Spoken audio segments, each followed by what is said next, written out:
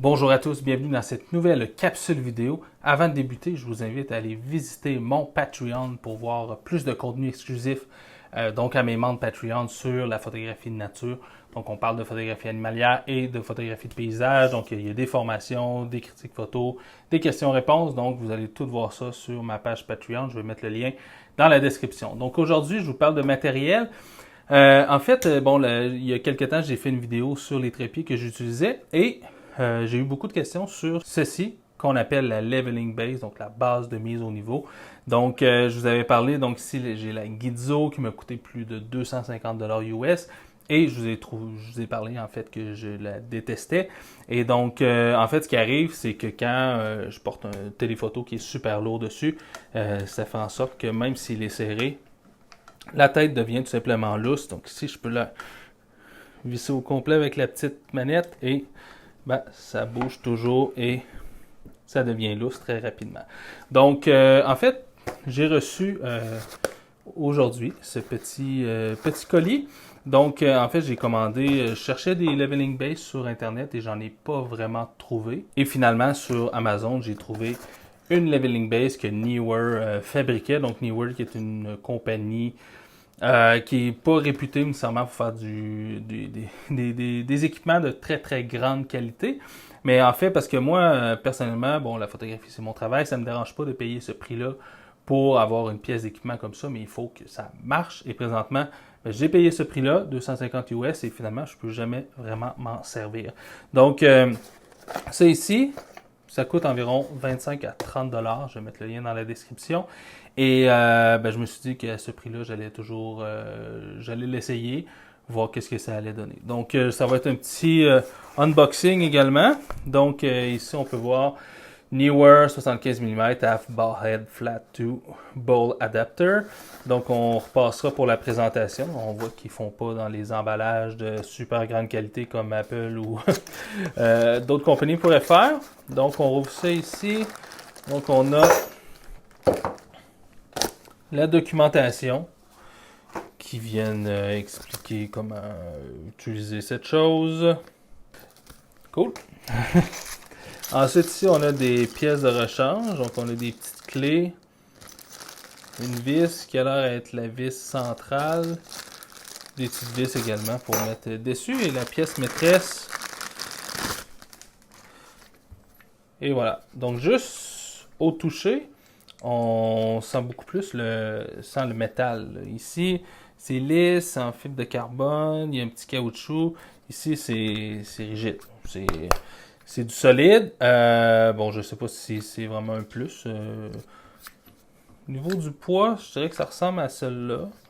C'est pas super léger. Un autre petit truc que je vois ici, on a des petites vis qu'on a accès ici par le dessous. Ça permet en fait de visser. Donc ça vient en fait vraiment serrer la gimbal sur cette base-là et ça l'empêche de dévisser.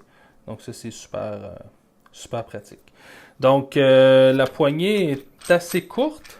Je dirais que j'en ai parlé que j'aimais bien avec la Benro, ma tête vidéo Benro, que la poignée était plus longue.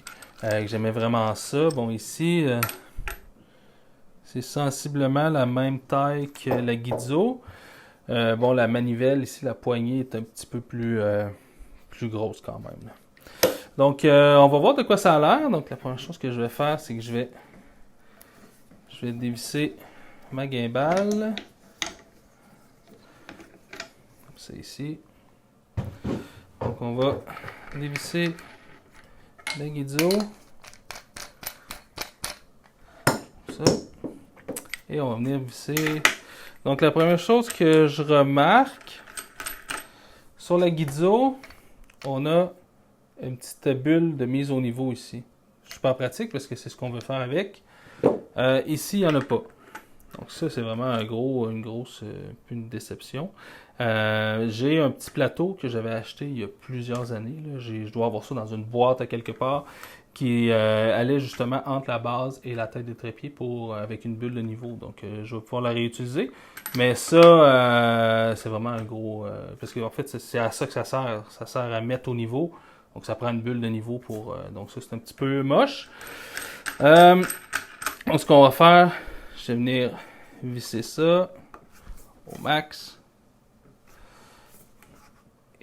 Ça a l'air quand même pas mal solide. Donc je vais venir revisser ma gimbal.